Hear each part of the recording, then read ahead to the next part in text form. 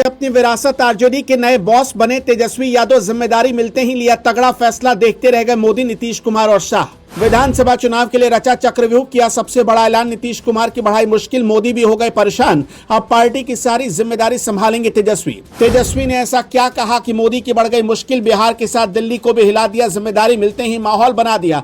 तेजस्वी ने खाई कसम। बिहार की सियासत में अब तेजस्वी यादव एक ऐसे सूरज की तरह उग रहे हैं जिसकी कल्पना किसी ने नहीं की थी।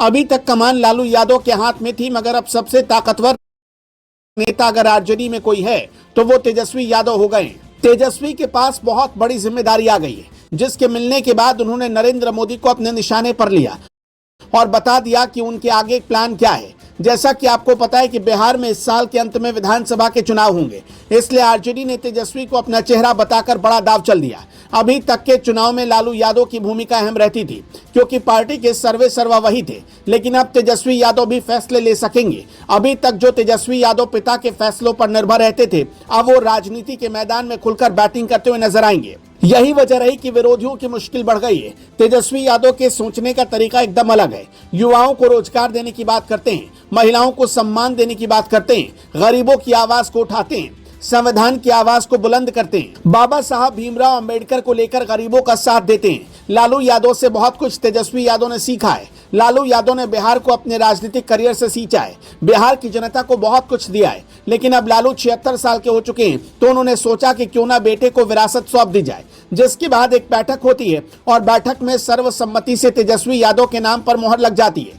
यहाँ आपको बता दें कि तेजस्वी यादव कोई पार्टी के अध्यक्ष नहीं बनाए गए, बल्कि जो पार्टी के नियम कानून और पार्टी के संविधान है उसमें बदलाव करते हुए तेजस्वी को अध्यक्ष के दर्जे की ताकत मिल गई है। सबसे पहले चर्चा करते हैं कि अब नई जिम्मेदारी मिलने के बाद तेजस्वी यादव क्या कुछ कर सकेंगे। उसके बाद आपको बताएंगे कि उन्होंने जिम्मेदारी मिलने के बाद क्या कुछ कहा। किसी भी पार्टी का सबसे बड़ा नेता वही माना जाता है जो ये तय कर सके कि किस उम्मीदवार को कहां से मैदान में उतारा जाए। अब ये ताकत तेजस्वी के पास होगी। दरअसल तेजस्वी को उम्मीदवार को सिंबल देने का अधिकार मिला है। इस अधिकार का वो प्रयोग करते हुए अपने हिसाब से उम्मीदवारों को खड़ा कर सकते हैं। जिस तरीके से चाहे उस तरीके से पार्टी की गतिविधियां चला सकते हैं।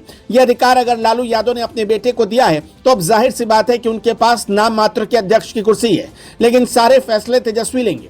पहले ही लालू यादव कह चुके हैं कि अब राजनीति से संन्यास का समय आ चुका है, लेकिन उन्होंने 25 के चुनाव से पहले दाव खेलते हुए अपने बेटे को सियासत सौंप दी।